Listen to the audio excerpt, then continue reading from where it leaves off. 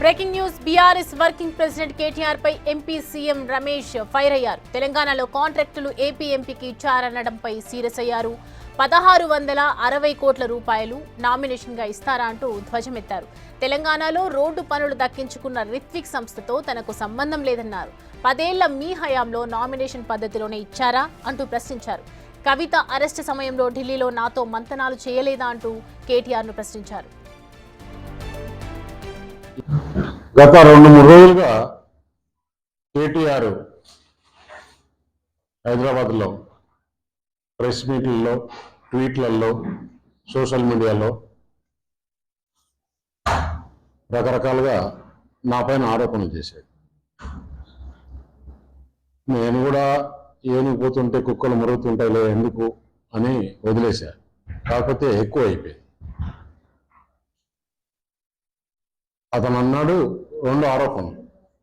ఒకటి, తెలంగాణకి ఏదో లోన్ ఇప్పిస్తే దానికి నెక్సెస్గా నాకు వర్క్ ఇచ్చారు.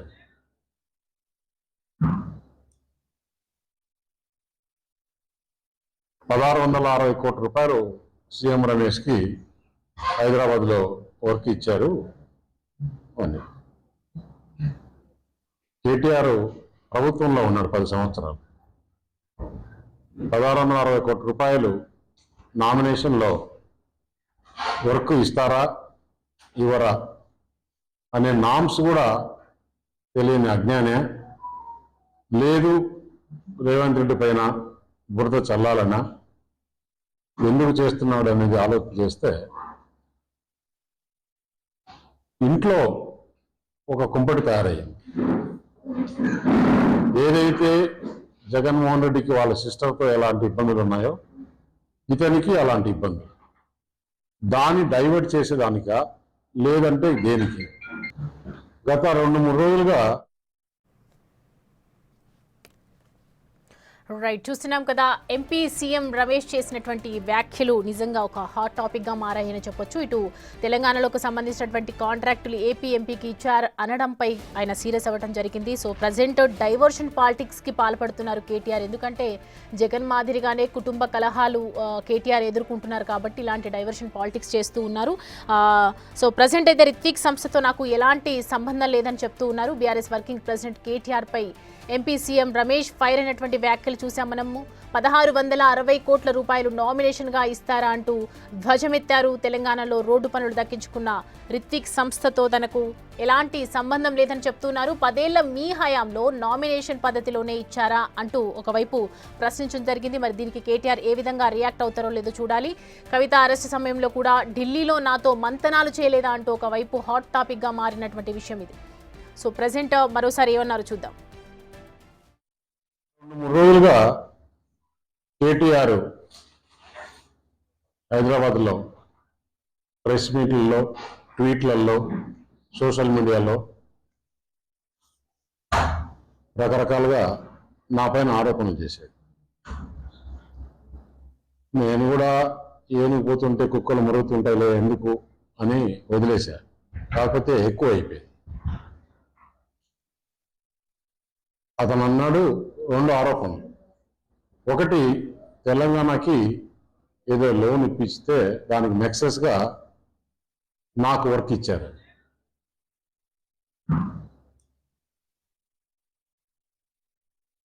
₹1660 కోట్ల సీఎం రమేష్కి హైదరాబాద్లో వర్క్ ఇచ్చారు అని. కేటీఆర్ ప్రభుత్వంలో ఉన్నాడు 10 సంవత్సరాలు. 1660 కోట్ల రూపాయలు నామినేషన్లో వర్క్ ఇస్తారా ఇవ్వరా అనే నామ్స్ కూడా తెలియని అజ్ఞానే.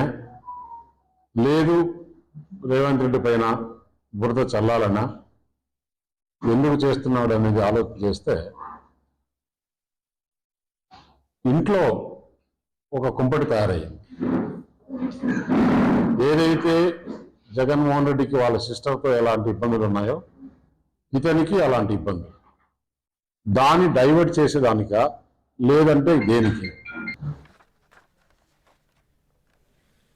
రైట్, చూస్తున్నాం కదా సీఎం రమేష్ మాట్లాడినటువంటి వ్యాఖ్యలు. అంటే ఒకవైపు ప్రెస్ మీట్లో, ఇటు ట్విట్టర్లో, సోషల్ మీడియా వేదికగా కావచ్చు, ఒకవైపు నాన్ స్టాప్గా మాట్లాడుతున్నారు. అయినప్పటికీ కూడా నేను ఎందుకు మాట్లాడాలి, ఎందుకు వాళ్ళు వాగితే వాగారు కానీ నేను రియాక్ట్ అవ్వకూడదు అని చెప్పి అనుకోవడం, కానీ ఇది తీవ్ర స్థాయిలో వెళ్తోంది అని చెప్తూ ఉన్నారు. సో ప్రజెంట్ సీఎం రమేష్ ఎందుకు ఇంత ఫైర్ అయ్యారు, అసలు ఎందుకు ఇంత ఆగ్రహాన్ని వ్యక్తం చేస్తూ ఉన్నారు, ఒకసారి కేటీఆర్ ఏమన్నారు చూద్దాం.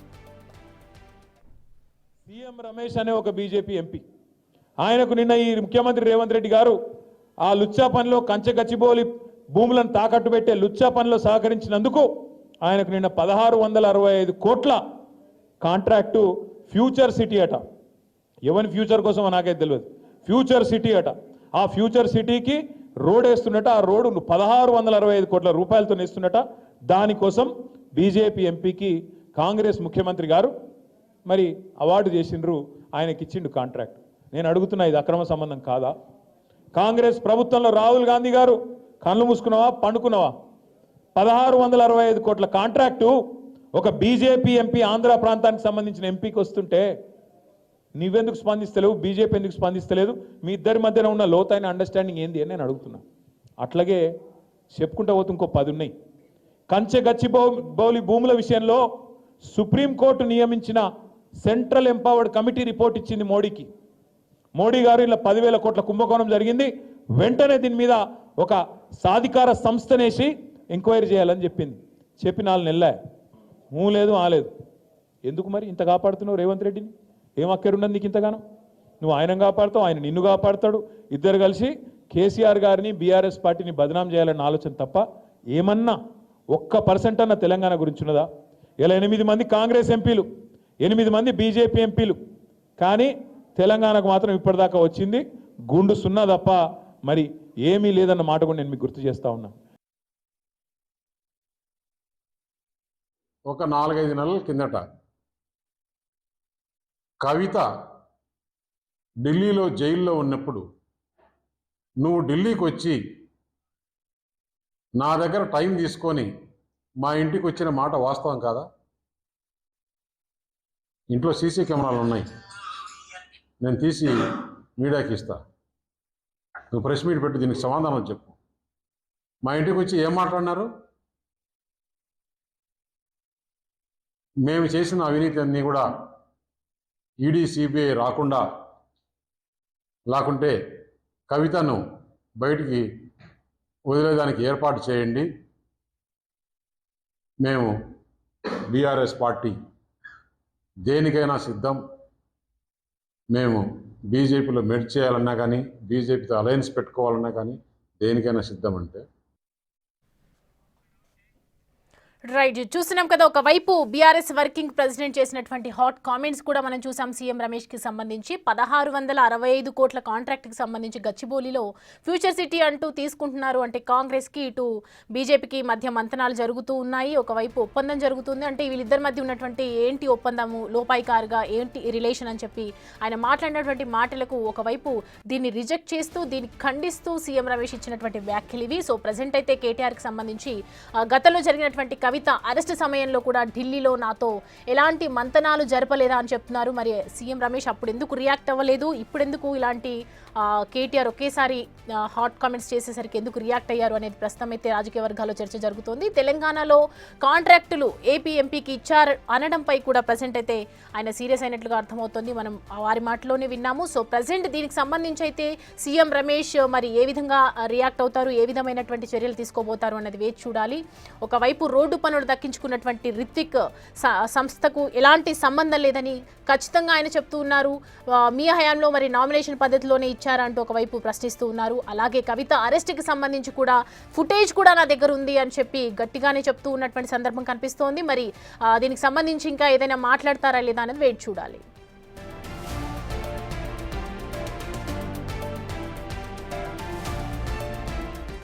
రైట్, ఈ అంశానికి సంబంధించి పూర్తి డీటెయిల్స్ మా అసోసియేట్ ఇన్పుట్ ఎడిటర్ నగేష్ అందిస్తారు. నగేష్, చూస్తున్నాం వీరిద్దరి మధ్య మాటలు కూడా మనం విన్నాము, ఇద్దరి మధ్య వాగ్వాదాలు కూడా కనిపిస్తున్నాయి. సో ప్రెసెంట్ 1665 కోట్ల స్కామ్ ఎలాంటి ప్రూఫ్స్ లేకుండా మాటపూర్వకంగా మాట్లాడడం ఎలా చూడొచ్చు ఇదంతా కూడా? కాంట్రాక్టుకు సంబంధించి 1665 కోట్ల కాంట్రాక్టులు రిత్విక్ కంపెనీ సీఎం రమేష్కి అప్పచెప్పాడని చెప్పి డైరెక్ట్గానే కేటీఆర్ ఆరోపించాడు. వాళ్ళిద్దరి మధ్య ఒప్పందం ఉంది. ఫ్యూచర్ సిటీ కాంట్రాక్ట్ అనేది కూడా సీఎం రమేష్కు ఎందుకు ఇచ్చారు, వీరిద్దరి మధ్య ఉన్న సంబంధం ఏంది, రాహుల్ గాంధీ ఎందుకు మాట్లాడతలేరని చెప్పి కేటీఆర్ డైరెక్ట్గానే కొంత పరుష పదాలతో మాట్లాడిన పరిస్థితి. కానీ అదే స్థాయిలో సీఎం రమేష్ కూడా అతను రియాక్ట్ అయ్యాడు. తెలంగాణ మాజీ మంత్రి కేటీఆర్ చేసిన ఆరోపణలపైన రైల్వే స్టాండింగ్ కమిటీ మెంబర్గా ఉన్న అనకాపల్లి పార్లమెంట్ సభ్యులు డాక్టర్ సీఎం రమేష్ కూడా కేటీఆర్ పైన కూడా అదే స్థాయిలో మాట్లాడారు. తెలంగాణలో రిత్విక్ కంపెనీకి 1660 కోట్ల కాంట్రాక్ట్ సంబంధించి ఆరోపణ చేయడం అనేది ప్రూఫ్స్ ఉన్నాయా, కేటీఆర్ దగ్గర ప్రూఫ్లు ఉంటే కనుక ఖచ్చితంగా బయట పెట్టాలి, ఆ పేపర్లు చూపెట్టాలని చెప్పి కూడా డైరెక్ట్గానే అటాక్ చేశారు. ముఖ్యమంత్రి రేవంత్ రెడ్డితో తనకు సంబంధాలు ఉన్నాయని చెప్పడం వల్ల ఏ ఉద్దేశంతో చెప్పాడని చెప్పి కూడా ప్రశ్నించారు. ఎందుకంటే ఎక్కడైనా కలిసిన సందర్భం ఉందా, లేదంటే కూర్చోండి కాంట్రాక్ట్లకు సంబంధించి మాట్లాడుకున్నాం అనే విషయం పైన కూడా డైరెక్ట్గానే అటాక్ చేశాడు. ఇందులో సంబంధం ఏదైతే ఉందో అది ఖచ్చితంగా బయట పెట్టాలని చెప్పి డిమాండ్ చేశారు. ఆంధ్రాలో జగన్మోహన్ రెడ్డికి చెల్లమ్మతోని షర్మిలతోని ఎలాంటి ఇంటి పోరు ఉందో అలాగే కేటీఆర్ కూడా తన సొంత చెల్లెలు కవితతో కూడా ఇంటి పోరు ఉండి మతి భ్రమించింది కేటీఆర్కి అని చెప్పి కూడా మాట్లాడిన పరిస్థితి. ప్రభుత్వం ఏదైనా సరే కాంట్రాక్టులు ఇచ్చేటప్పుడు నియమ నిబంధనలు కావచ్చు, వాళ్ళకున్న ప్రయారిటీస్ కావచ్చు, కాంట్రాక్టు టెండరింగ్ పిలవడం కావచ్చు, బిఫోర్ ఆ కంపెనీకి ఉన్న బ్యాక్గ్రౌండ్ ఒక చరిత్ర కావచ్చు, అవన్నీ ఉన్న తర్వాతనే ఆ కాంట్రాక్ట్ అనేది అప్పచెప్తారు. 10 ఏళ్ళు మంత్రిగా ఉన్న కేటీఆర్కు కనీసం అంటే ఆ విషయం తెలియదా, జ్ఞానం లేదని చెప్పి కూడా మాట్లాడిన పరిస్థితి. అంటే 4 నెలల క్రితం ఢిల్లీలో ఇంటికి తాను వచ్చిన తర్వాత ఏం మాట్లాడవో గుర్తుందని చెప్పి కూడా ప్రశ్నించాడు. నువ్వు వచ్చి సీసీ ఫుటేజ్ కూడా అంటే తన ఇంటికి వచ్చిన సీసీ ఫుటేజ్ను కూడా అవసరమైతే మీడియాకు అందిస్తానని చెప్పాడు. అంటే మీ ప్రభుత్వంలో జరిగిన అవినీతిని బయటకు రాకుండా కవితను వదిలివేయడానికి లిక్కర్ స్కామ్ గురించి సీఎం రమేష్ చెప్పిన మాటలు ఇవి. లిక్కర్ స్కామ్ సంబంధించి కవితను వదిలేయడానికి ఏర్పాట్లు చేస్తే బీజేపీ పార్టీలో మీ పార్టీ కలవడానికి సిద్ధంగా ఉన్నావన్నావని డైరెక్ట్గానే కేటీఆర్ ప్రశ్నించాడు. ఇది రాజకీయాల్లో బిగ్గెస్ట్ ఇష్యూ. ఇప్పటికే కాంగ్రెస్ పార్టీ ఆరోపిస్తోంది బీజేపీలో కలవడం కోసమే బీజేపీతో రహస్య ఒప్పందంతోనే కవితను వదిలిపెట్టారని చెప్పి గతం నుంచి ఆరోపణలు చేస్తున్నారు. అదే విషయాన్ని బీజేపీ ఎంపీగా ఉన్న సీఎం రమేష్ కుండ బదులు కొట్టినట్టు చెప్పిన పరిస్థితి. సో ఆ విషయంలో ఖచ్చితంగా ఒప్పందం జరిగిన తర్వాతనే బెయిల్ నుంచి బయటపడిందని చెప్పి చెప్పుకొచ్చారు. మీ పార్టీ అంటే పెద్దలతో చర్చించి అవినీతి పార్టీ అనేది కూడా డైరెక్ట్గా ఆరోపించారు. ఇలాంటి ఆరోపణలకు సంబంధించి కూడా అంటే టీడీపీతో పొత్తు పెట్టుకున్నప్పుడు కూడా గతంలో అంటే ముందు 2014 నుంచి 19 సంబంధించి అంటే దానికంటే బిఫోర్ తెలంగాణ రాకముందు కూడా 300 ఓట్ల మెజారిటీతో ఏ విధంగా గెలిచావో చెప్పమంటామని చెప్పి కూడా మాట్లాడారు. ఎందుకంటే గతంలో విషయాలన్నీ కూడా బయటకు అంటే తనకున్న సంబంధాలు కావచ్చు, గతంలో జరిగిన అంశాలన్నింటికి సంబంధించి కూడా 300 ఓట్లతో ఎలా గెలిచావో చెప్పమంటామని చెప్పి ప్రశ్నించాడు. తుమ్మల నాగేశ్వర్ లాంటి పార్టీ నాయకుడిని ఎందుకు వదిలేసిందని చెప్పి అడిగితే పార్టీ అంటే వీళ్ళ పదం కూడా చాలా పరుష పదజాలంతో ఉంది. కమ్మ నా కొడుకులు అవసరం లేదని చెప్పి అంటే ఈ పదాన్ని అంటే మనం చెప్పడానికి కూడా బాగుండదు. సో అలాంటి పదాన్ని కూడా ప్రస్తుతం సీఎం రమేష్ మాట్లాడిన పరిస్థితి. అంటే ఇక్కడ కులాల ప్రస్తావన కూడా మాట్లాడాడు కేటీఆర్. పరుష పదజాలాన్ని ఉపయోగించి తనతో కలిసినప్పుడు చెప్పాడని చెప్పి కూడా రేవంత్ రెడ్డి గెలిచిన తర్వాత మా పార్టీలో రెడ్డిలు లేరు, రేవంత్ వెనకాల అంతా వెళ్ళిపోయారని చెప్పి కూడా చెప్పుకొచ్చాడని చెప్పి మాట్లాడారు. ప్రస్తుతం ఏపీలో జగన్మోహన్తో రెడ్డిలతో కలిసి ప్రయాణం చేస్తున్నామని నువ్వు నాతో చెప్పినవా లేదా అనే విషయాన్ని కూడా అనకాపల్లి ఎంపీ రమేష్ ప్రశ్నించిన పరిస్థితి. రానున్న రోజుల్లో తెలంగాణలో బీజేపీ టీడీపీ పొత్తుతో పనిచేస్తాయని అప్పుడు టీఆర్ఎస్కి పుట్టగతులు ఉండవని తెలిసే ఇటువంటి ఆరోపణలు చేస్తున్నారని చెప్పి కూడా సీఎం రమేష్ డైరెక్ట్గానే కేటీఆర్ని అటాక్ చేస్తూ మాట్లాడారు. 10 ఏళ్ల తెలంగాణ పాలనలో మీ పాలనలో 7 లక్షల కోట్ల కాంట్రాక్టులు ఎవరికి ఇచ్చారు, ఎందుకు ఇచ్చారు అనేది కూడా ఖచ్చితంగా సమాధానం చెప్పాలని చెప్పి డిమాండ్ చేశారు. అవి ఎవరికి ఇచ్చారు, ఏ ప్రాతిపాదికన కూడా కాంట్రాక్టులు అప్పచెప్పారు, అంటే వాళ్ళకు టెండరింగ్లో భాగస్వామ్యం ఉందా, వాళ్ళు సరైన పద్ధతిలో కాంట్రాక్ట్ చేశారన్న విషయం పైన కూడా కనీసం అడిగి అంటే అవన్నీ రికార్డుల ప్రకారం చూశారనేది కూడా ఖచ్చితంగా ప్రశ్నించారు. ఆంధ్ర వాళ్ళు ఎంతమంది అన్నది కూడా అంటే ఈ కాంట్రాక్టర్లలో కూడా ఆంధ్ర వాళ్ళు ఎంతమందికి మీరు కాంట్రాక్ట్ చెప్పారు, వాళ్ళ నుంచి కమిషన్లు ఎంత తీసుకున్నారు అన్న విషయాలు కూడా పూర్తి ఆధారాలు ఉన్నాయని చెప్పి సీఎం రమేష్ మాట్లాడిన పరిస్థితి.